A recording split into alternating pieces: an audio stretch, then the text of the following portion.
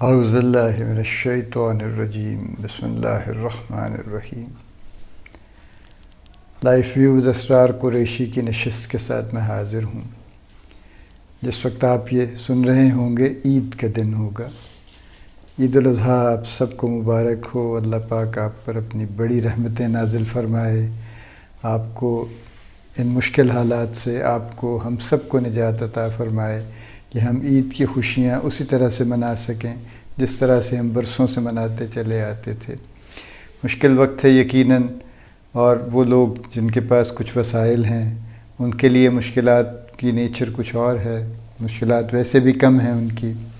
جن کے وسائل پہلے ہی محدود تھے اور اب کرونا کی وجہ سے مزید محدود ہو گئے یا غالباً ختم ہو گئے، ان کے لیے بڑی مشکلات ہیں۔ سو یہ بات ہے تو بڑی عام سی بات، لیکن بڑی ضروری ہے کہ جتنا کچھ بھی جو کچھ بھی آپ کر سکیں اس عید کے حوالے سے، اس عید پہ جو سب سے بڑا کام ہوتا ہے قربانی کا، اس کے حوالے سے ضرور کیجئے، تاکہ جتنے لوگوں تک کچھ ریلیف پہنچ سکے، کچھ خوشی پہنچ سکے، کچھ سکون پہنچ سکے، اتنا ہی اچھا ہے۔ اللہ پاک آپ کو، مجھے، ہم سب کو توفیق عطا فرمائے کہ جو بھی ہم کر سکیں، کوئی جس کے لیے جو بھی کام جو وہ کر سکتا ہے، جو اس کی بساط میں ہے، جو اس کی حیثیت میں، وہی بڑا کام ہے۔ تو جو بھی ہم کر سکیں وہ ہم سب کے لیے بہت اچھا ہے۔ کرونا نے کئی مسائل پیدا کیے، بہرحال آج مختصر سی بات میں کروں گا، دو باتیں صرف۔ ایک تو یہ کہ اس سال حج نہیں ہو سکا، اور یہ ذرا تو نہیں، بڑی تکلیف دہ بات ہے۔ ظاہر ہے اس میں کوئی کچھ نہیں کر سکتا، جو انتظامات انہوں نے کیے، یہ 10,000 کے قریب لوگ حج کر رہے ہیں، ڈسٹنس مینٹین کر رہے ہیں، خانہ کعبہ کو غالباً ہاتھ نہیں لگا سکتے، حجر اسود کو یقیناً نہیں چوم سکتے، لیکن بہرحال حج ہو رہا ہے۔ یہ اس سے بہتر ہے کہ خدا نخواستہ حج ہوتا ہی نہ۔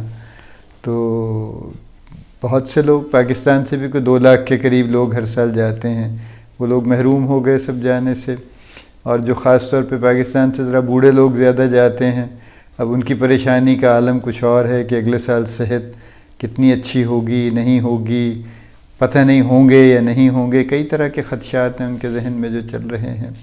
اللہ تعالیٰ سب لوگوں کو جو بھی حج کرنا چاہتے تھے اور جن کے نام بھی نکل آئے تھے قرآن اندازی میں اور جو بالکل تیار تھے جانے کے لیے، ان سب کو اپنی رحمت سے حج کی سعادت عطا فرمائے۔ اور جو لوگ ابھی جنہوں نے پلان نہیں کیا اور جو کر سکتے ہیں، اللہ تعالیٰ ان کو بھی توفیق عطا فرمائے کہ وہ حج کی تیاری کریں، اور جتنی جلدی ہو سکے اور جتنی ینگر ایج میں ممکن ہو اس میں حج کر لیں، کیونکہ حج بہرحال ایک مشقت کا کام ہے، اور وہ جتنی اچھی جوان عمری میں کر لیا جائے اتنا ہی اچھا ہے۔ ایک تو یہ وجہ ہے۔ دوسرے یہ کہ 70 سال کی عمر میں حج کرنے کے بعد کتنے سال اور ملیں گے کہ اس سے جو پاکیزگی حاصل ہوئی ہے اس کو زندگی میں داخل کیا جائے۔ لیکن اگر 40 سال کی عمر میں حج کر لیا جائے تو سبحان اللہ شاید بہت سے سال آگے مل جائیں گے جس میں وہ ساری کی ساری خوبصورتی زندگی میں شامل کی جا سکتی ہے، اگلے کئی سال شامل کی جا سکتی ہے۔ اللہ تعالیٰ سب کو یہ موقع عطا فرمائے، اپنے حرمین شریفین کا دیدار عطا فرمائے اور حج کی سعادت عطا فرمائے، آمین۔ دوسرا معاملہ ہے عید الاضحیٰ کا اور قربانی کا۔ میں جب بھی کبھی سورہ صافات میں چند آیات ہیں جو اس کے بارے میں ہیں، جب بھی پڑھتا ہوں ایک خاص طرح کا اثر ہوتا ہے۔ سورہ صافات ویسے بھی ذرا ایک خاص طرح کی سورہ ہے جس میں کئی باتیں کی گئی ہیں، اور سورہ یاسین کے فوراً بعد 23ویں پارے میں یہ آتی ہے۔ وہ میں حافظ قرآن نہیں ہوں اس لیے پڑھ کے ہی سنا سکوں گا آپ کو، لیکن میں آپ کو ضرور سنانا چاہتا ہوں۔ اعوذ باللہ من الشیطان الرجیم بسم اللہ الرحمن الرحیم۔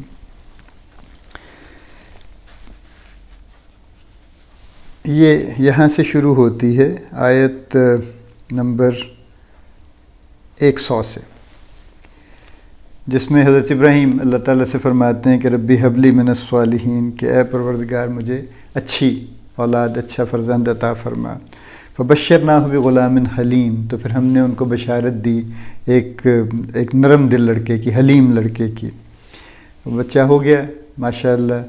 تو فلما بلغ معہ السعی، یعنی جب وہ اتنا بڑا ہو گیا، اتنا بالغ ہو گیا، معہ السعی کہ وہ اپنے باپ کے ساتھ یا حضرت ابراہیم کے ساتھ چلنے پھرنے کے قابل ہو گیا، قال یا بنیہ، تو پھر انہوں نے کہا کہ اے بیٹے، انی اری فی المنام، کہ میں نے یہ خواب میں دیکھا ہے، انی اذبحک، کہ میں تجھے ذبح کر رہا ہوں، فانظر ماذا تری، تو تیرا کیا خیال ہے، تو سوچ کہ تیرا کیا خیال ہے۔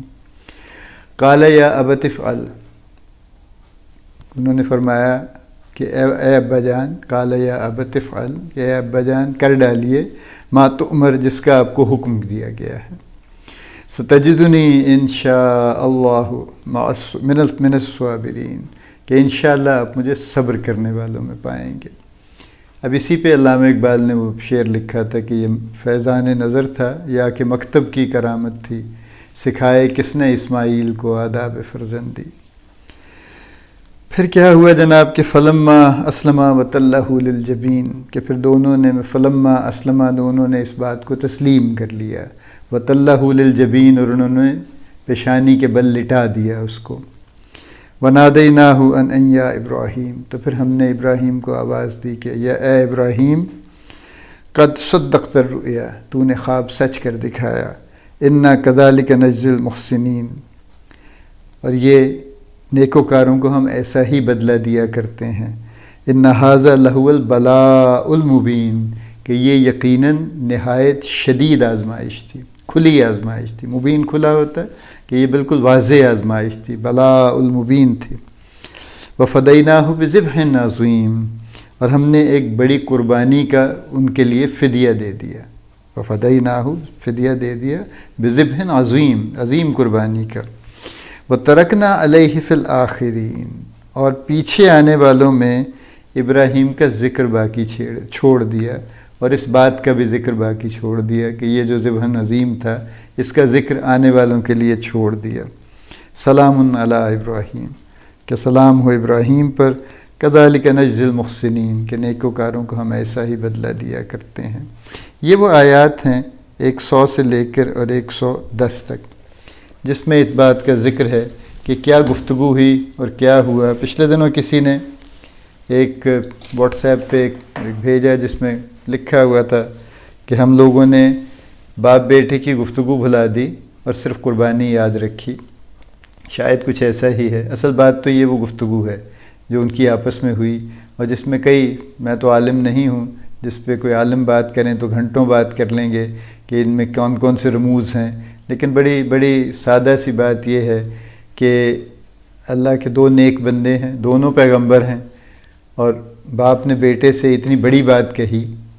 پہلے تو انہوں نے یہ بات دیکھی، اس بات کو انہوں نے اپنے ذہن میں تسلیم کیا، پھر انہوں نے بیٹے سے کی کہ میں یہ دیکھتا ہوں، اور اس کے بعد بیٹے نے تسلیم کی اور کوئی حیل و حجت نہیں کی، اور پھر دونوں نے اس بات کو تسلیم جب کر لیا تو پھر انہوں نے اس کو ایکسیکیوٹ کرنے کی ایفرٹ کی، کر دیا انہوں نے ایکسیکیوٹ اس کو۔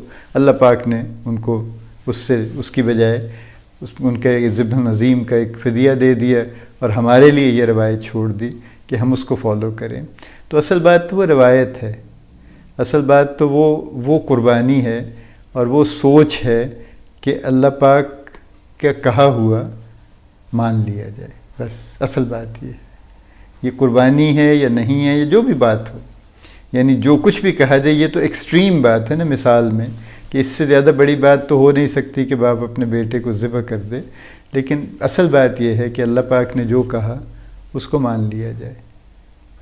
یہ ہے اصل پیغام اس سارے معاملے کا، جو میں سمجھتا ہوں کہ ہے، اور میں ہاتھ باندھ کر کہتا ہوں، میری سمجھ ظاہر ہے بڑی محدود ہے۔ اللہ پاک ہمیں سب کو ان ساری باتوں کو اسی طرح سے سمجھنے کی توفیق عطا فرمائے، اور اپنے اپنے حساب سے ہم اس کو بہت اچھے طریقے سے سمجھ سکیں اور ان کو اپنی زندگی میں شامل کر سکیں۔ میں بھی بہت خام آدمی ہوں، بہت سی غلطیاں میرے ساتھ بھی ہیں، میں قطعاً یہ دعویٰ نہیں کر رہا کہ میں نے سب کچھ شامل کر لیا ہے۔ کوشش ہے کہ کسی نہ کسی طرح سے کچھ نہ کچھ بہتری ہوتی رہے پہلے سے، اور جہاں آج ہیں، آج سے کچھ عرصے کے بعد یہیں نہ کھڑے ہوں، بلکہ کوئی 2-4 قدم کم از کم آگے چل چکے ہوں۔ اللہ تعالیٰ آپ کا حامی و ناصر ہو، اللہ تعالیٰ ہم سب کا حامی و ناصر ہو، آمین۔